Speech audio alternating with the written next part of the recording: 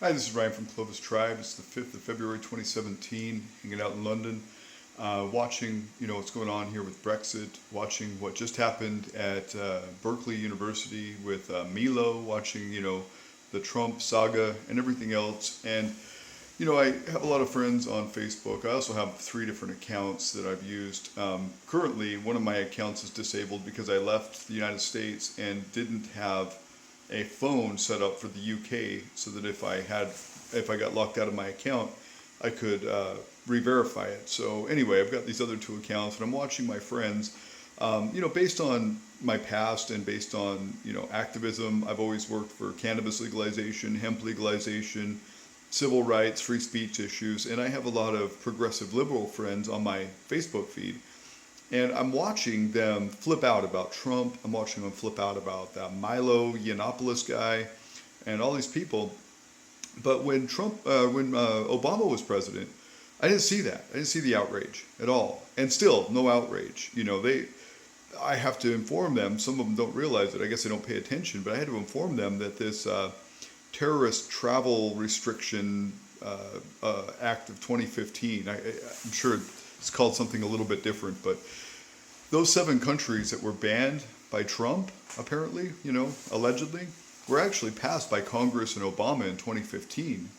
And Trump got that power to be able to restrict those countries from passage, from travel into our country, based on the laws that were passed in 2015 by Obama and Congress. When Obama was the big bombing president, the guy who had bombed more people than any other president in history, twice as many bombs dropped than George W. Bush. No outrage, defended him to the end because he wanted to allow people to kill their babies, and he was supportive of LGBT rights. Those are the only two things. People wanted to kill their baby, and they wanted affirmation in being gay, or whatever flavor of LGBT they were. That seemed to be the most important things. Militant feminists supported him. Of course, blacks supported him. They were very proud of him being a president, the first black president, which isn't actually true. There was actually 5 black presidents before George Washington.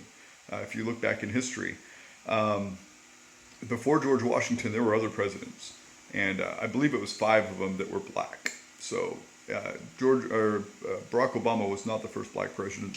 But, then he had minorities of all sorts that were illegal supporting him. That is, Obama did. Because, you've seen in 2016 and in several other interviews, Obama seemed to be encouraging illegals to vote, saying that, they were citizens and that there's no checks and balances on voting, that those votes are confidential. So, the person that was asking him, if she voted or if her family who were illegal voted, and she referred to them as citizens, the illegal aliens. And she said, well, what's going to happen if they vote? Are they going to get immigration coming to their house to deport them? And Obama was like, no, those votes are confidential. And so he had those people. So basically what this was identity politics during the entire Obama presidency. I asked him before he took office in December 2008, that is, December 5th, 2008, on my ex-cannabis YouTube channel, I said, hey, will you keep your promises regarding medical marijuana? And he had, campaigned on that. And I put a whole bunch of different clips of him saying that he was going to decriminalize and that he was going to stop spending federal resources on enforcing federal law on marijuana, and that he was going to rethink the drug laws. And these are all words out of his mouth. And I captioned him from, his own videos, from videos of him, saying these words. And I said, will you please keep your promises? And of course, he didn't even do that. Obama had 61 federal indictments for medical marijuana providers. These are medical marijuana providers that are legal in their states. And he had 61 federal indictments by 2011. That's 2 years into his presidency, about 18 months total into his presidency. He had 61 indictments. George W. Bush, in all 8 years, had 1 federal indictment for medical marijuana. Obama was tyrannical on that cause, was not at all favorable to medical marijuana people, bombed more people and more countries than George W. Bush, dropped twice as many bombs as George W. Bush, droned more people than any other president in history. Obama, didn't get the criticism that he deserved. I criticized George W. Bush more than I criticized Obama while George W. Bush was in office, and I should have been criticizing Obama at least as much, looking back at it and seeing his record. And then you look at quantitative easing. Obama gave $4 trillion to Wall Street with no obligations, no strings attached. And he created a bigger gap in the wealth gap than ever has happened before in history. Yet all of these identity politics people, mostly progressive liberals that, practice something called virtue signaling. Oh, I support the oppressed. I support these. I support them. All the people that they say are oppressed. They take on causes like Black Lives Matter and go with that narrative, even though the Black Lives Matter narrative is wrong.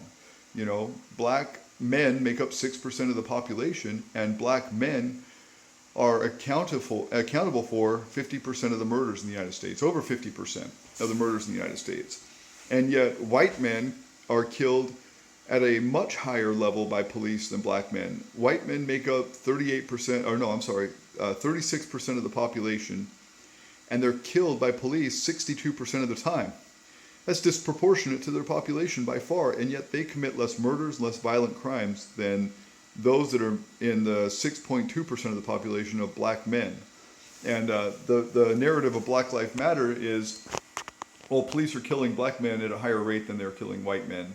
No, if you look at it on a per incident basis, how many violent crimes are committed by blacks and how many violent crimes are committed by whites, how many incidents per kill ratio, and you'll see that white men are killed at about twice as much per incident rate than black men are. And even though black men are accountable for, by per capita basis, 40 times more violent crimes than white men are.